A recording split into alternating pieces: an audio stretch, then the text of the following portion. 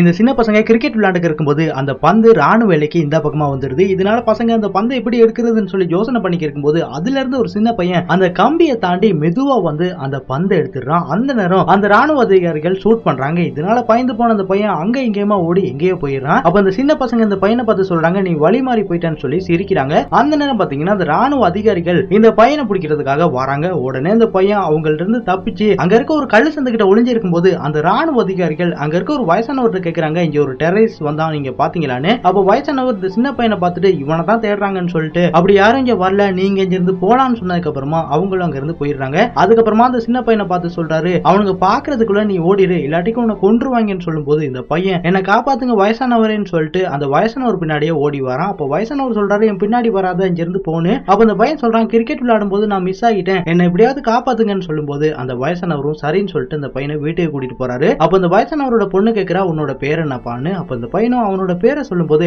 இந்த பக்கமா அந்த ராணுவ அதிகாரிகள் இப்படி ஒரு டெரரிஸ்ட் பையன் தப்பிச்சு வந்துட்டான், அவனை பிடிக்கணும்னு சொல்லிட்டு ஒவ்வொரு வீடா செக் பண்ணிட்டு வராங்க. இதை பார்த்து அந்த வயசானவர் இந்த பையனை காப்பாத்தணும்னு சொல்லிட்டு அந்த பையனோட தலையில இருக்க முடியெல்லாம் வெட்டி அடையாளமே தெரியாத மாதிரி ஆக்கிடுறாரு. இதனால அங்க தேடி வந்த அந்த ராணுவ அதிகாரிகள் உன்னோட பேர் என்னன்னு சொல்லி கேட்கும்போது இந்த பையன் திரு திருன்னு முழிக்கிறான். அப்ப அந்த பொண்ணு சொல்றா, அவனால பேச முடியாது, அவன் ஊமன்னு சொல்லும் போது இந்த பையனும் ஊம மாதிரி நடிக்கிறான். இதனால அவங்களும் அங்க இருந்து போயிடுறாங்க. அதுக்கப்புறமா அந்த பையனுக்கு ரொட்டி கொடுக்குறாங்க. அப்ப அந்த பையனும் என்னை காப்பாத்தினதுக்கு ரொம்ப நன்றின்னு சொல்லிட்டு அந்த ரொட்டியை வாங்கி சாப்பிடுறான். எப்படியோ கொஞ்ச நேரம் கழிச்சு காட்டுறாங்க, அந்த வழியா சின்ன சின்ன பசங்க பாட்டு படிச்சுட்டு கோயிலுக்கு போறாங்க. இதெல்லாம் அந்த பையன் பாத்துக்க இருக்கும்போது அந்த வயசானவர் வந்து சொல்றாரு, நீ ஒன்னும் கவலைப்படாத, உங்க அம்மா கிட்ட நான் கூட்டிட்டு போறேன்னு சொல்லிட்டு இப்படியே ராத்திரி ஆனதுக்கு அப்புறமா யாருக்குமே தெரியாம அந்த ராணுவ எல்லைக்கு அந்த பக்கமா கொண்டு அந்த பையனை விடுறாரு. உடனே அந்த பையன் உங்களை நான் மறக்க மாட்டேன்னு சொல்லிட்டு அவங்க ரெண்டு பேரையும் கட்டி பிடிச்சிட்டு அந்த ராணுவ எல்லையை கடந்து போறான். அந்த நேரம் இந்த பையனோட அம்மா அவனை காணான்னு சொல்லி அழுதுக இருக்கும்போது உடனே இந்த பையன் நான் வந்துட்டேன்னு சொல்லும்போது உடனே அம்மா என்னை விட்டுட்டு எங்கடா போனான்னு சொல்லிட்டு அந்த பையனை போட்டு அடிக்கிறாங்க.